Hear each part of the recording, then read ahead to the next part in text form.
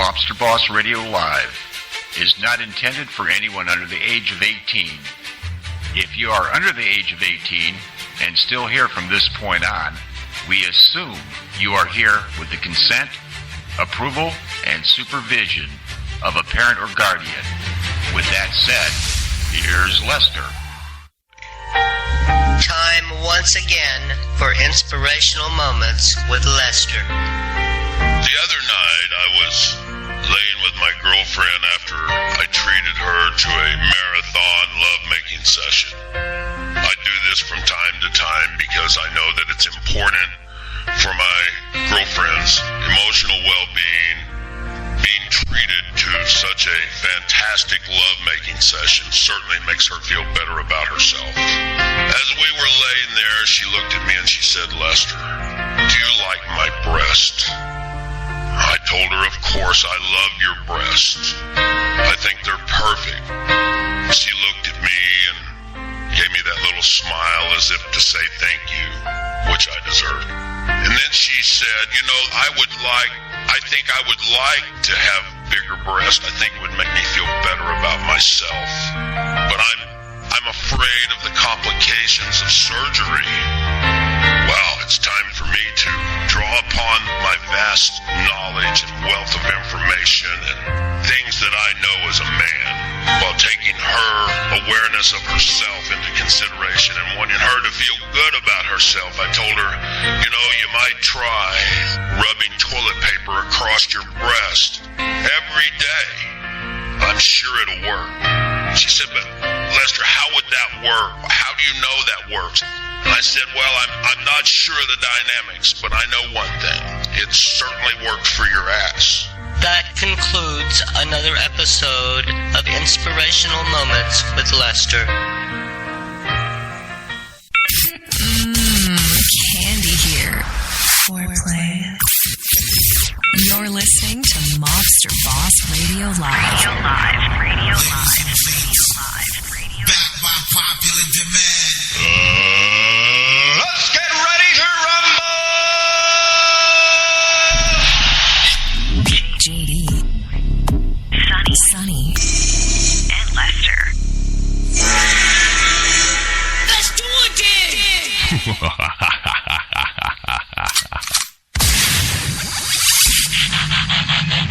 Ang susunod na palabas ay rated PG. You're listening to Mobster Boss Radio Live.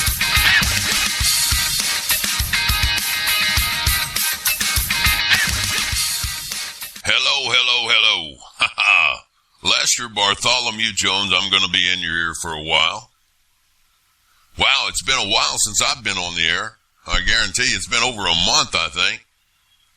I had some problems last year with my voice, and I think I went through this here not long ago.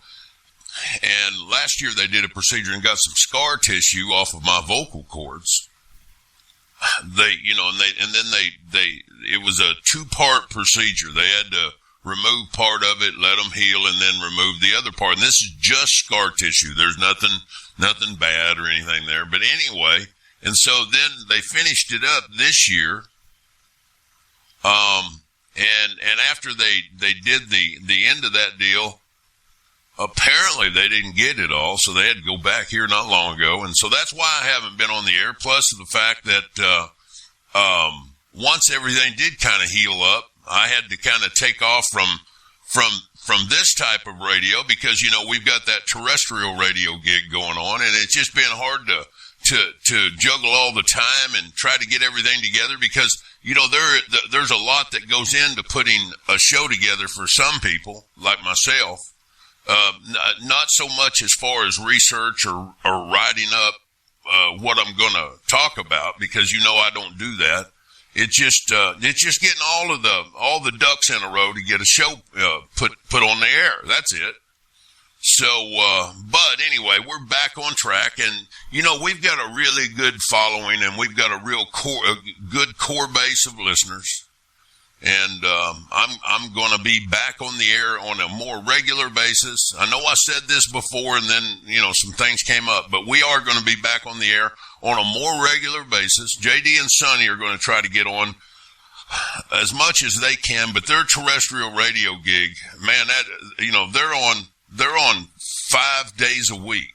So it's hard for them to make time and things of that nature. But I'm going to be on, I know once a week, sometimes twice a week. And we're going to get back because, like I said, we've got a lot of listeners. We've got a lot of good, strong, faithful listeners. And I don't want to let you guys down. It's not so much that I'm so great. It's just that we all get a chance to get together and exchange our ideas. And I think that's a good thing. That's the way it's going to be. And I'll be here for sure. And we'll just see how they end up. That is JD and Sonny. All right, let's get on with this. Hello? Hi, is Mr. Maben? This is Mr. Mabe. Hi, Mr. Mabe. My name is Karen, and I'm calling on behalf of the Sheriff's Department. How are you doing today? I'm pretty good. Tell you, I'm trying to put this daggone pipe bomb together, and one wrong move, but go ahead. How can I help you? The purpose of the call is that we're seeking donations for a new program. Damn thing won't go in there. Yeah, I'm sorry. Go ahead. The new program is designed to educate people in our county. Oh, God. I gotta go. Welcome back. You're listening to Lester with Mobster Boss Radio Live. So George Zimmerman goes on trial for the murder of Trayvon Martin, right? In February of 2012, in fact, it was February the 26th, George Zimmerman shot and killed Trayvon Martin in Florida. All right? You guys all know the story, so I don't have to go through the whole story. I'm just trying to figure a few things out. After the shooting took place, the police chose, based upon the evidence that was there, not to arrest George Zimmerman.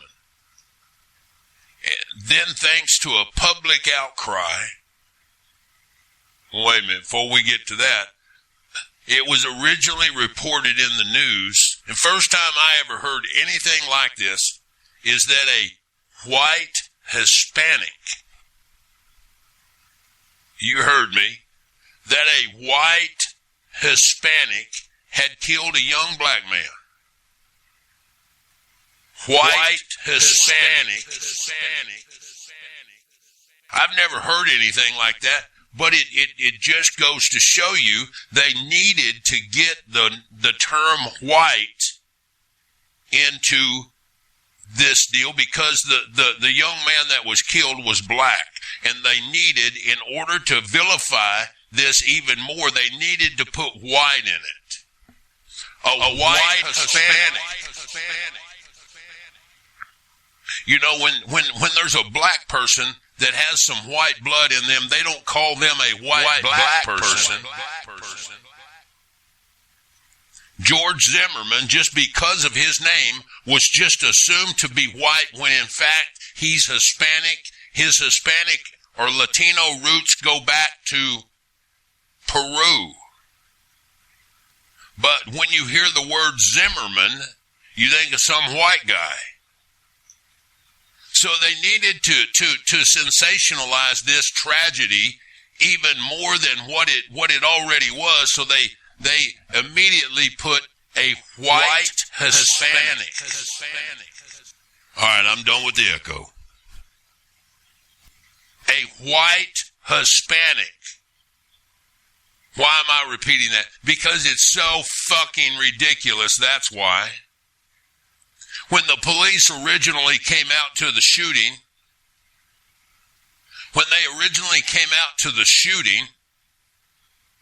based upon the evidence that they saw and recovered and everything else, they decided not to charge George Zimmerman. They decided not to charge him and did not arrest him based upon the evidence that they saw. There was such a public outcry that this young black man was killed by this white Hispanic. White Hispanic had killed him. My question is, can George Zimmerman get a fair trial? it's obvious to me that due to the public outrage of due to the outrage in the black community, is what caused them to go ahead, number one, arrest George Zimmerman, place him under $1 million bond, I believe. I don't remember exactly how much it was. And second of all, they fired the chief of police because they, based upon the evidence, did not arrest him. So anyway, he's set to go to trial. Before I go any further, I need to say hello to my good friends up in God's country, the whitest area in the United States of America, in Price County, Wisconsin. I need to say hello to Dickie. What's up, Dickie? I need to say hello to Tim. Hey, Tim, what's up? I'm going to go up there this summer. I am. Go up there and chase some women or something. Anyway, getting back to George Zimmerman. So, George Zimmerman is put in jail. Now he's facing second-degree murder charges. You know, they just recently found out that the prosecution was withholding evidence. And they wanted a delay, the George Zimmerman side. They wanted just a delay of a few days so that they could analyze the evidence. And the judge said, not no, but fuck no. He didn't really say fuck no, but you know what I'm saying. Said no. So then, Mr. Mara, Zimmerman's defense attorney, he asked for sanctions to be put on the prosecution for withholding evidence, that when they asked if there was any other evidence that might be significant in this case, they said no. Well, it turns out that somehow they were able to obtain some information that the prosecution already had and had hidden from the public, and it showed pictures of Trayvon Martin. This came from Trayvon Martin's phone. It showed pictures of him handling I think it was a 9mm weapon. Showed pictures of his marijuana plants, and it also showed pictures of him smoking something. I assume if you see the marijuana plants, you might want to assume that maybe he was smoking marijuana, but that doesn't make him a bad guy. The fact that he was smoking marijuana, it just kind of dispels all the little boy pictures that they put out. You got to remember, this guy was like 6'3" or 6'4". He was a big boy. He wasn't the little boy that they showed in all the pictures. He was a big boy, big young man. They also recovered some text messages where he talked about the 9mm gun.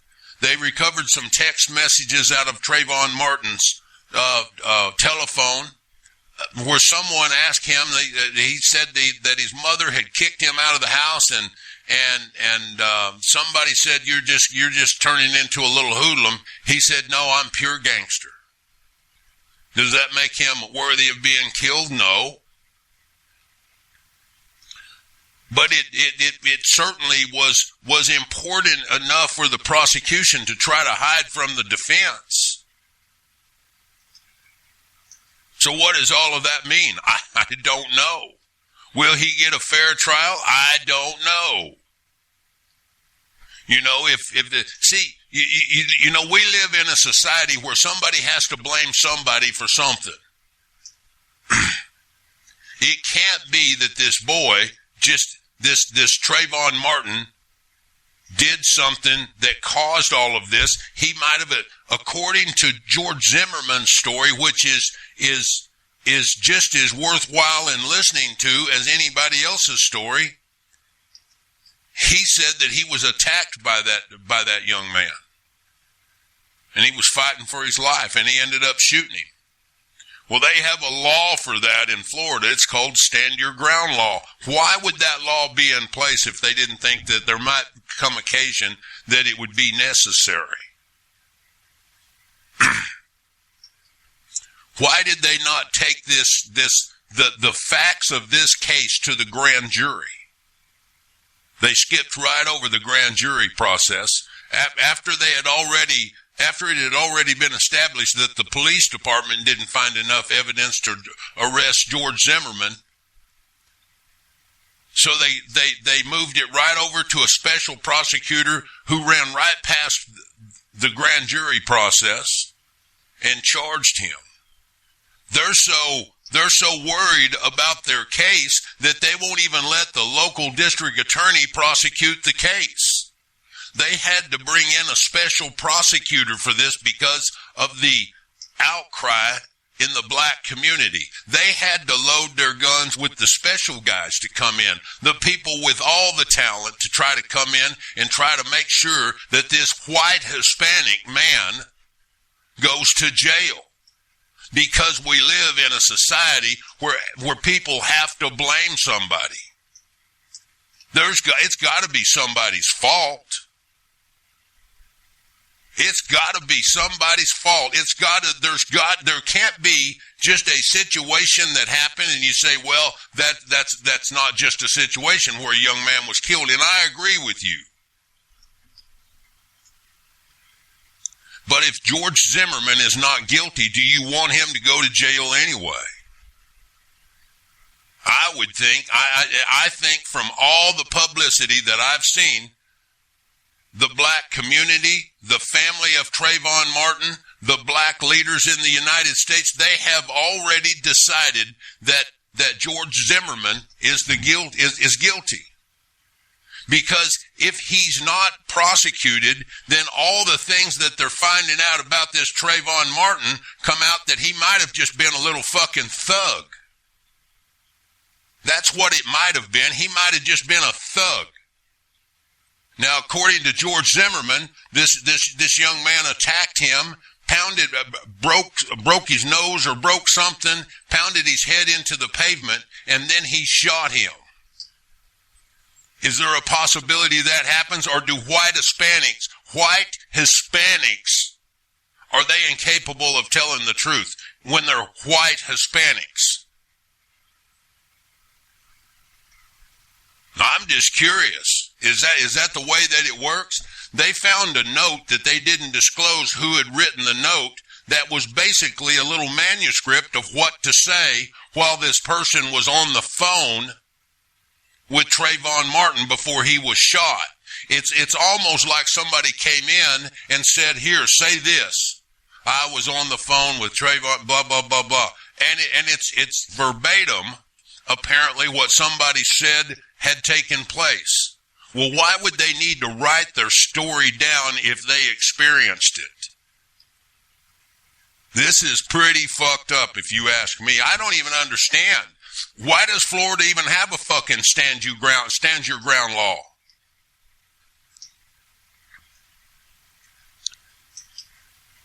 You know, they're gonna attack the character of George Zimmerman. I don't know anything about George Zimmerman. I know what I just told you about. And I know it doesn't sound right. And let's face it, they can put anybody in jail. Who are they? Well, whoever they is can put anybody in jail that they choose to because that's the way that it works. Our system has never been about justice. Not once has it ever been about justice. It's about people posing for photo ops and making sure that they say the right sound bites at the right time and taking credit for the things that anybody is going to stand up and cheer about and putting down the things that they think that people are not going to like. It's not about anybody standing up for what's right and what's wrong. It's certainly not about that. Now, I've been the first one to say that those of you that get out there and blame your government for this and that, you guys are crazy, and I still stand on that. I still represent that our government, for the most part, is looking out for our best interests, but there are a few cocksuckers out there within the justice system that are not interested in justice. They're only interested in conviction rates and elections. I don't think they have anything out to, they're not out to get anybody in particular until something convenient comes along. And then I think there are a few out there that will take advantage of that situation. I mean, why did they bring in this special prosecutor, this old hag? Why did they not let the district attorney from that area prosecute the case if he felt like there was a case to be prosecuted? Why would that be? I mean, it doesn't make sense. None of this makes sense to me. And I know you're thinking, or some of you are thinking, because a lot of you out there, you write in and you say, oh, Lester, you're racist, you're this, you're that. I'm not racist. You see, it has become in society today, if I have a fundamental disagreement with somebody of color, I'm a racist. We can't disagree on something because the race card has to be thrown out there every fucking time, doesn't it? If you get into an argument with somebody and you say things, it's got to be racist. If somebody does something and writes on a fucking wall somewhere, it's got to be labeled as a fucking hate crime instead of the goddamn malicious mischief that it probably was, right?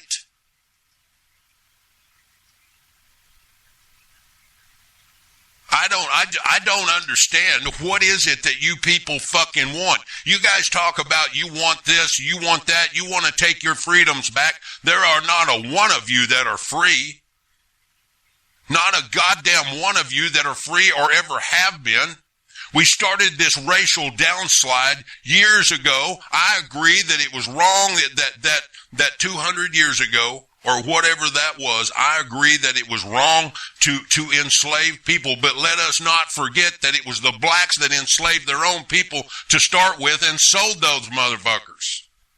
It had nothing to do with me. I do not personally know anybody that was a slave. I don't have anything to do with it. I don't owe anybody anything with regard to slavery. And anybody that's running around wanting to play the race card, if they get fired, it was a racial thing. If somebody talks down to them or says no or has a disagreement with them, it's a goddamn racist remark or situation. I'm fucking sick of it. And you know what's even worse than that? Is you goddamn white motherfuckers that are the first one to stand up and say, oh my God, I can't believe that somebody said the N-word. I am so offended. No, you're not. You're saying that out loud so somebody will hear you. You people are so goddamn phony. All of you. You're so goddamn phony. I do not understand this. I don't understand any of this racist shit that people love to swing out there. And then I go ahead and play into it because I know it enrages you. And I talk about my friend Dickie living in the whitest area of the United States. Oh my God, let's type something out to him. Let's tell him he's a racist and he's this and he's that. I didn't say anything bad about blacks, Hispanics, Arabic people or anything. I've never told you that some of my best friends are black or Hispanic or Arabic. I've never told you any of that. You know why? Because it would be a fucking lie. I don't have any black, Hispanic, or Arabic friends. I have none. Well, then you're a racist. No, I'm not. I just don't know any that I like. You goofy son of a bitches. Fucking people. I tell you what, y'all just make me sick. Why don't you stand up for something that's right? If you're black, be proud you're black. If you're Hispanic, be proud you're Hispanic. And if you're white, be proud you're white. There's nothing wrong with that. If you're proud that you're a white person, it doesn't mean that you're standing up there saluting like Hitler trying to say white power. There's nothing wrong with being proud of who you are and where you come from. That goes for all races, you goofy son of a bitches. I don't get it. I don't get it. And people walk around with such a goddamn chip on their shoulder. Jesus Christ. Oh, well, we need to stop the N-word. And now all of a sudden they've got people even like me saying, well, you can't say it. You got to say the N-word. Well, what if I want to call one of them Negro? African American, Afro Americans. What if I want to, I know. Everybody says, say it. I know you want to say it. I do not want to say the word nigger.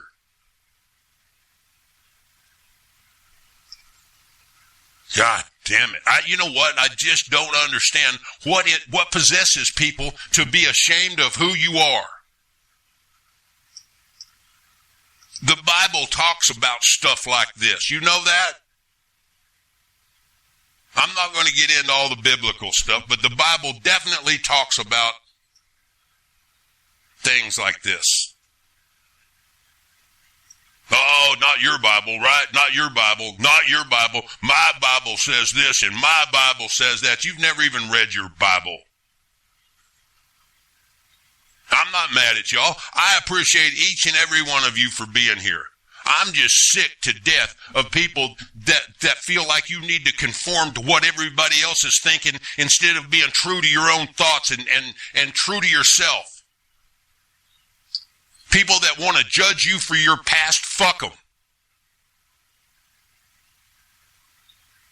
People that want to judge you because they don't think you're like this one over here is supposed to be, or that one over there is supposed to be. You are supposed to be who you are as long as you're not hurting other people. You be true to yourself, and that'll serve you well, and it'll go a long ways. Instead of you trying to please everybody else and walk on eggshells, not knowing what somebody's going to say to you because of your opinion about something, fuck that. I do not get it. I don't get it. In fact, I don't get it so much, I'm going to take a break. We'll be right back. Hello, ladies. Oh, that's right. Get down. This is Lester from Mobster Boss Radio Live. That's me. And listen, I know that in a recent show, I told everybody that Lester Bartholomew Jones was off the market. Well, guess what? Every one of you fine ladies out there are in love because Lester is back on the market. Yes, that's right, back on the market, but even better than that, I've started a new business. I know that there are plenty of you women out there that feel neglected, overlooked, taken advantage of. You feel like the man in your life absolutely ignores you. More than likely, he's out screwing around. More than likely, when he's told you that you need to cut down on your spending, that's because he needs extra money for that little piece of ass that he's got on the side. I have the answer for every one of you neglected, absolutely taken advantage of women out there. I do have the answer. If your man's out cheating, and you know whether he is or not, more than likely he is. And just like I said a minute ago, if he's told you to cut back on your spending, it's likely because he needs more money for that little hot piece of ass that he's got. I have your answer. That's right, I've started a new business. It's called Grudge Fucks by Lester. Grudge Fucks by Lester. And hey, no more do you have to go to the bar, find some pot-bellied loser, and take a chance on things going wrong. You know exactly what you're getting. And I offer so much more than just your typical grudge fuck. That's right, think about it, ladies. While your husband's out drilling that little hot bod that he's got over on the side, in 24 hours you can have your legs up behind your ears, being drilled by me just like it meant something to me. That's right, remember, picture services available, video services available. I'll even leave a pair of my underwear laying around just in case, make it look like you forgot that was there. That's right, hey, Grudge Fucks by Lester. Don't forget to call me. I can help you out. Hi, I'm an expert, and I can cure homosexuality in just 10 days with my miraculous Homo No Mo macho building course. Do you find you don't fit in with the rest of the gang? Do tough guys make high, funny sounds in the back of their throats when you walk in the room? Do you wear your wristwatch backwards or carry your books funny? Are you careful with your parents' car and polite to policemen? Do you ever look at mucus on your finger? If you've answered yes to none or more of these questions, then chances are you are a homosexual. Gee, Ted, I'd love to go to the sophomore bounce with you, but you carry your books funny, and I see you've got your watch on backwards. Gosh, Ted, I could not help overhearing that incredible put-down. Maybe your problem is homosexuality. Gee, Butch, what's that? Don't ask, Ted. But thanks to my amazing, miraculous natural building course, you can be cured forever. So write to me, expert, homo no mo, 635 Madison Avenue, New York, New York, 10022. That's expert, homo no mo, 635 Madison Avenue, New York, New York, 10022. I played that so I could piss off all the fairies. Fags. Bad stuff, huh? Bad stuff. You know, you may ask yourself, why am I mad? I'm not mad. I'm just irritated at the fact that people don't know how to be themselves anymore. They don't know who they are anymore because they're too busy trying to be like somebody else. They're real busy trying to get accepted on Facebook. They want to make sure that they have the most people accept them on this fucking Facebook. Do you realize that you turn all of this personal information over to Facebook, which is funded by a group of goddamn Russians? You know, they came up with an interesting fact that Facebook has more information on more Americans than all of our intelligence organizations combined. Which comes into another deal that I was going to talk about. This guy that leaked out this information that worked for the NSA, which is, he did some work for the CIA, whatever. But anyway, he gave up some information that says that our government here in the United States is spying on us. They're spying on our phone calls. They're spying on our emails, our text messages. They're spying on everything we do. And he released that information and apparently some documentation to show that he was actually telling the truth. And now he's fled to Hong Kong. This kid, he's 27 years old. He's got the rest of his life in front of him. And there's a real possibility he could be facing life without parole for giving this kind of information up. And now you've got all of these other people like Alex Jones and the guy on here, Wayne fucking Pierce. Mr. I don't pay my school loans, but I think everything about the government is bad. You've got all these people saying, oh, this is wrong, this invasion of privacy. Who gives a shit? If you've got 1 ounce of intelligence about you, you should know that somebody's going to be monitoring what you do online. I know all you goofy son of a bitches think that you work in relative anonymity, but you don't. They know who you are. You think, well, I'll get me a proxy and I'll hide behind a proxy account and all of this. You are not anonymous. So all you people out there stalking people and causing people all of these kinds of problems, I don't give a shit if you're staying in a hotel in New York. They know who you are. They. Again, here we go with they. But they do. You have no need to be on there searching out how to make certain types of weapons and things that go boom. You have no business trying to figure out how to do that. And if you think that you're entitled to a bunch of privacy when you're out here doing something that may end up being destructive, you don't. I personally don't care if anybody listens to my cell phone because there's not anything I would say on the cell phone that I wouldn't say to your fucking face. That's just the way it is. All you people out here trying to hide something, all you people out here trying to, you know, maybe there are people that have a privacy concern when all of you patriots out there are saying, well, this is, you know, we have a right to a reasonable expectation of privacy. You do. When you shut your door and lock your door and pull your blinds, yeah, people are not supposed to be looking in. But when you tap yourself into the internet, it might have been one of those monitored calls. That's what I'm thinking. Might have been one of those monitored calls. But when you tap yourself into the internet, you want all your privacy, yet you want to stick your signal out there. You want to stick your computer out there, and it goes everywhere in the world. Then you think that everybody's supposed to protect your privacy. You're ignorant. And just the mere thought of that you would expect that because you get on and pay $59.95 for your internet or something, that enables you to or entitles you to some kind of huge privacy. You're not going to get it. Your internet provider is going to give you up. Your cell phone provider is going to give you up. Now, whether they're doing it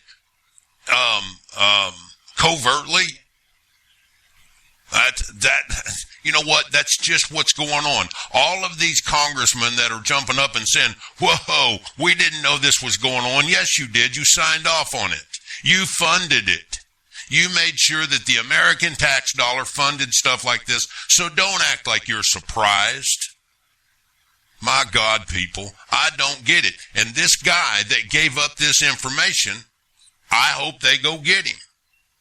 I hope they go get him. You guys may look at this guy as some kind of folk hero, but I got news for you. The reason that we have to put these kinds of security precautions in place with regard to monitoring things is because some of you goofy motherfuckers are dangerous. And that's exactly why this type of stuff needs to be guarded closely. And this kid, this 27 or 28-year-old kid that's off hiding in Hong Kong, I hope that whoever's hiding him, he must have cut a deal with them over in China. That's all I can figure. Figuring that one of the most invasive governments in the world, being the Chinese government, is going to somehow protect him from our invasive techniques. This is crazy. This is insane. But you know what? I think I have gone on long enough today. I think I have. This is my first day back. I'm going to make this one a short show. So listen, I appreciate each and every one of you for listening to me. And I will be back towards the end of the week, and then I'll be back a couple of times next week. This is Lester. Oh, wait a minute. Don't forget to listen to my good friend, Guy Shea. And I forgot. It's been so long since I've been back on here. Listen to Shillbilly. Listen to Big Tiny. Listen to all of the guys. There's a lot of talent out here. Don't waste your time with the likes of these people that want to get on here and call themselves some kind of fucking patriot. And certainly don't waste your time with the Reverend Wayne, see, I've even forgot I said it earlier, Wayne Pierce. Don't waste your time with that. Just don't waste your time with any of these guys that want to tell you that life is all doom and gloom. Life can be what you make it. And quit trying to make excuses and blaming everybody for your misfortunes in life, because that's not the way it is. If the government is checking on what's going on cell phones and on the internet and on text messages, it's because they have to. Call me naive if you want to. I don't care. This is Lester Bartholomew Jones wishing you and yours the very best, and we'll see you again. Bye-bye.